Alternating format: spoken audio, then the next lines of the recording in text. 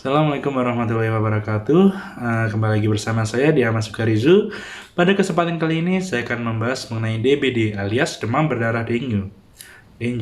Nah, sebelumnya yang kalian pasti sudah tahu lah demam berdarah itu apa. Nah, demam berdarah kan saya jelaskan lagi secara umumnya itu merupakan sebuah penyakit infeksi yang disebabkan oleh gigitan nyamuk Aedes aegypti. Nah, yang menyebabkan penyakit ini adalah virus dengue. Ya, tulisannya DENGUE seperti itu. Nah, penyakit ini dia merupakan masalah kesehatan masyarakat Indonesia yang paling banyak prevalensinya. Yang tinggi prevalensinya dengan penyebaran yang sangat luas.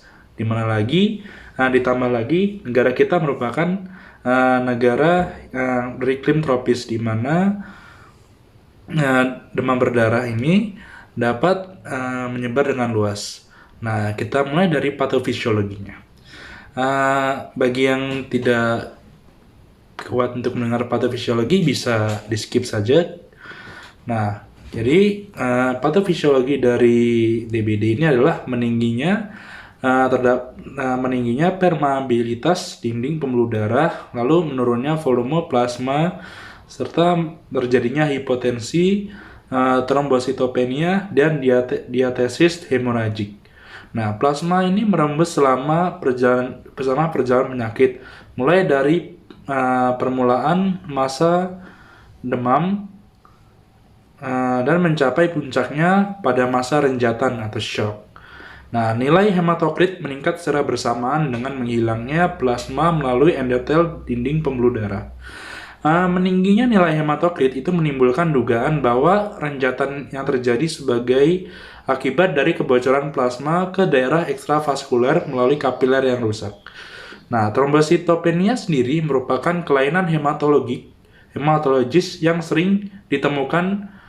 Nah, trombositopenia diduga akibat meningkatnya destruksi trombosit dan depresi fungsi megakariosit. Trombositopenia dan gangguan fungsi trombosit dianggap sebagai penyebab utama terjadinya pendarahan pada DBD. Selain trombositopenia, kelainan sistem koagulasi juga berperan dalam perdarahan penderita DBD. Nah, penyebab dari DBD ini disebabkan oleh virus dengue yang dibawa oleh nyamuk Aedes aegypti dan Aedes albopictus. Nah, virus dengue ini masuk ke aliran darah manusia melalui gigitan nyamuk tersebut, dan biasanya nyamuk ini menggigit pada waktu pagi dan sore hari. Nah, gejalanya apa sih?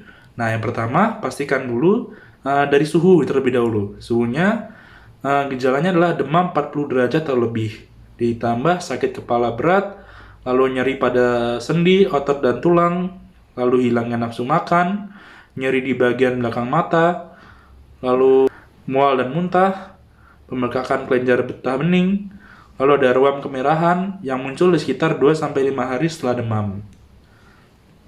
Nah, itu untuk gejala yang bisa kita lihat. Namun pada rumah sakit ada gejala lab.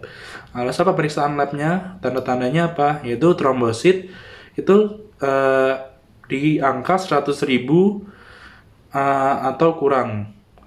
Nah, lalu ada hemokonsentrasi, nilai hematokrit yang meningkat 20% atau lebih dibandingkan dengan nilai hematokrit pada masa konvalesen. Nah, pengobatannya ini bagaimana?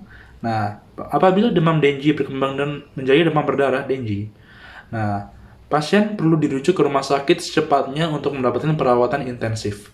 Dokter akan memberikan cairan infus dan memantau pasien dengan ketat, mulai dari denyut nadi, tekanan darah, hingga jumlah urin yang dikeluarkan pasien. Nah,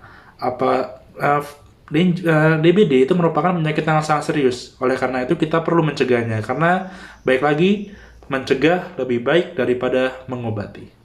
Nah, bagaimana cara pencegahannya? Yaitu dengan 3M+ yang telah diberikan oleh Kemenkes. Nah, pertama apa 3M-nya? 3M-nya yang pertama adalah menguras dan menyikat tempat penampungan air secara rutin. Itu yang pertama. Yang kedua adalah menutup rapat semua tempat penyimpanan air.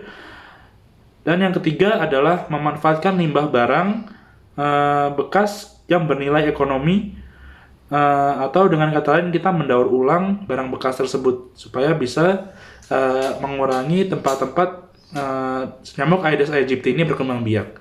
Nah, plusnya apa? Itu ada tambahannya lagi.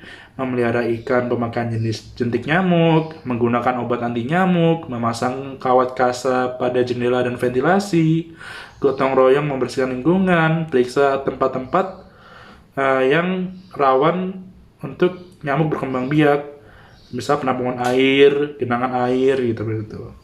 Lalu meletakkan pakaian bekas pakai pada wadah yang tertutup, serta memberikan larvasida atau misalnya larvasida ini adalah zat kimia yang digunakan untuk membunuh larva-larva nyamuk gitu agar mati duluan larva agar tidak berkembang menjadi nyamuk seperti itu. Nah, jadi memberikan larvasida pada penampungan air yang sudah dikuras, lalu memperbaiki saluran dan talang air yang tidak lancar, dan menanam tanaman pengusir nyamuk. Baik, itu saja dari saya. Pembahasan kali ini singkat. Saya mohon maaf sebelumnya kenapa saya jarang upload karena kesibukan saya ditambah makin hari makin sibuk. Jadi saya mohon maaf. Saya usahakan saya bisa mengurusnya dengan sebaik-baiknya. Baik, untuk daftar pustakanya diambil dari ada banyak, tapi yang utamanya diambil dari Kemenkes RI tahun 2019 mengenai upaya pencegahan DBD dengan 3M+. Baik, terima kasih. Wassalamualaikum warahmatullahi wabarakatuh.